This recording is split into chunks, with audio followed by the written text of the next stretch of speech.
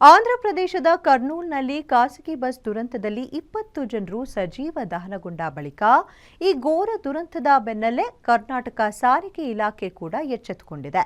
ರಾಜ್ಯದ ಸಾರಿಗೆ ನಿಗಮಗಳ ಎಂಡಿಗಳಿಗೆ ಸಚಿವ ರಾಮಲಿಂಗಾರೆಡ್ಡಿ ಪತ್ರ ಬರೆದು ಬಸ್ಗಳ ಸುರಕ್ಷತಾ ಕ್ರಮಗಳ ಕುರಿತು ಪರಿಶೀಲನೆ ಮಾಡುವಂತೆ ಸೂಚನೆ ನೀಡಿದ್ದಾರೆ.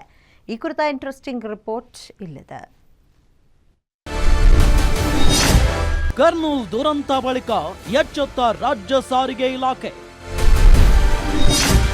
ರಾಜ್ಯ ಸಾರಿಗೆ ಮತ್ತು ಖಾಸಗಿ ಬಸ್ಗಳಿಗೆ ಟಫ್ ರೂಲ್ಸ್ ಜಾರಿ. ನಿಯಮ ಪಾಲನೆ ಮಾಡಲಿಲ್ಲ ಅಂದ್ರೆ ರಸ್ತೆಗಿಳಿಯಲ್ಲ ಬಸ್ಗಳು. Guarantee News ground reality check.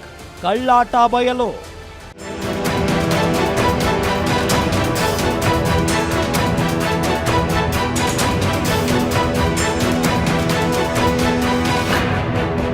ಆಂಧ್ರಪ್ರದೇಶದ ಕರ್ನೂಲ್ನಲ್ಲಿ ಖಾಸಗಿ ಬಸ್ ದುರಂತದಲ್ಲಿ 20 ಜನರು ಸಜೀವ ದಹನಗೊಂಡಿದ್ದು ಹಲವರು ಗಾಯಗೊಂಡು ಸಾವು ಬದುಕಿನ ನಡುವೆ ಹೋರಾಡುತ್ತಿದ್ದಾರೆ. ಈ ಘೋರ ದುರಂತದ ಬೆನ್ನಲ್ಲೇ ಗ್ಯಾರಂಟಿ ನ್ಯೂಸ್ ಗ್ರೌಂಡ್ ರಿಯಾಲಿಟಿ ಮಾಡಿ ಸರ್ಕಾರವನ್ನ ಎಚ್ಚರಿಸುವ ಕೆಲಸವನ್ನು ಮಾಡಿತ್ತು. ನಮ್ಮ ಸುದ್ದಿ ನೋಡಿ ಎಚ್ಚೆತ್ತ ರಾಜ್ಯ ಸರ್ಕಾರ ರಾಜ್ಯದ 4 ಸಾರಿಗೆ ನಿಗಮಗಳ ಎಂಡಿಗಳಿಗೆ ಸಚಿವ ರಾಮಲಿಂಗಾರೆಡ್ಡಿ ಪತ್ರ ಬರೆದಿದ್ದು ಖಡಕ್ ಸೂಚನೆ ಕೊಟ್ಟಿದ್ದಾರೆ. ಬಸ್ಗಳ ಸುರಕ್ಷತಾ ಕ್ರಮಗಳ ಕುರಿತು ಪರಿಶೀಲನೆಗೆ ಸೂಚನೆ ನೀಡಿದ್ದಾರೆ.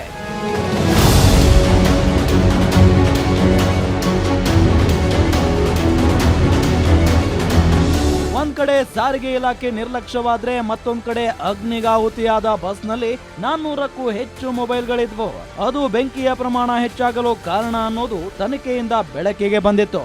ಈ ದುರ್ಘಟನೆ ಬೆನ್ನಲ್ಲೇ ಎಚ್ಚೆತ್ತ ಸಾರಿಗೆ ಸಚಿವರು ಸಾರಿಗೆ ಇಲಾಖೆ ಅಧಿಕಾರಿಗಳ ಜೊತೆ ಸಭೆ ನಡೆಸಿ ಕಟ್ಟುನಿಟ್ಟಿನ ಕ್ರಮಕ್ಕೆ ಸೂಚನೆ ಕೊಟ್ಟಿದ್ದಾರೆ.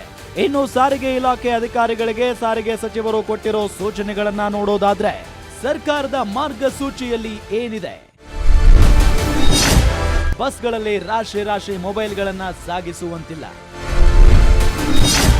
30 kg ಒಳಗೆ ಇರುವ ವಸ್ತುಗಳಿಗೆ ಮಾತ್ರ ಅವಕಾಶ. ಕಮರ್ಷಿಯಲ್ ವಸ್ತುಗಳನ್ನ ತೆಗೆದುಕೊಂಡು ಹೋಗುವಂತಿಲ್ಲ. ಪ್ರತಿ ಕ್ಯಾಬಿನ್ಗೆ ಫೈರ್ ಅಲರ್ಟ್ ಬಟನ್ ಅಳವಡಿಕೆ. ಅತಿ ವೇಗವಾಗಿ ಬೆಂಕಿ ಹೊತ್ತಿಕೊಳ್ಳದ ಕರ್ಟನ್ ಅಳವಡಿಕೆ ಕಡ್ಡಾಯ. ಎಮರ್ಜೆನ್ಸಿ ಡೋರ್, ಅಗ್ನಿ ಅವಘಡ ಮುಂಜಾಗ್ರತಾ ಕ್ರಮಗಳ ಪರಿಶೀಲನೆ. ಸಣ್ಣ ಲೋಪ ಇದ್ದರೂ ಎಫ್ಸಿ ನೀಡದಂತೆ ಸೂಚನೆ. ಸೀಟುಗಳು ಇಂತಿಷ್ಟೇ ಇರಬೇಕು. ಬಸ್ ಬಾಡಿ ಕಟ್ಟುವವರ ಮೇಲೆ ನಿಗಾ. ನಿಯಮ ಮೀರಿದ್ರೆ ಮೊದಲ ಬಾರಿಗೆ ದಂಡ, 2ನೇ ಬಾರಿ ಪರ್ಮಿಟ್ ಕ್ಯಾನ್ಸಲ್.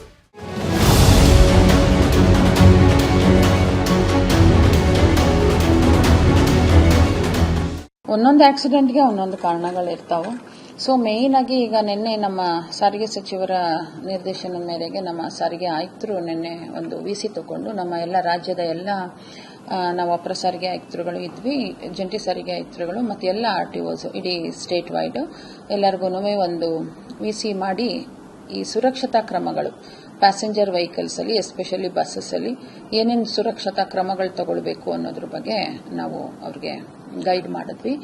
ಸದ್ಯ ಕರ್ನೂಲ್ ದುರಂತದ ಬಳಿಕ ಇದೀಗ RTOನಿಂದ ತಪಾಸಣೆ ಕಾರ್ಯ ನಡೀತಾ ಇದೆ.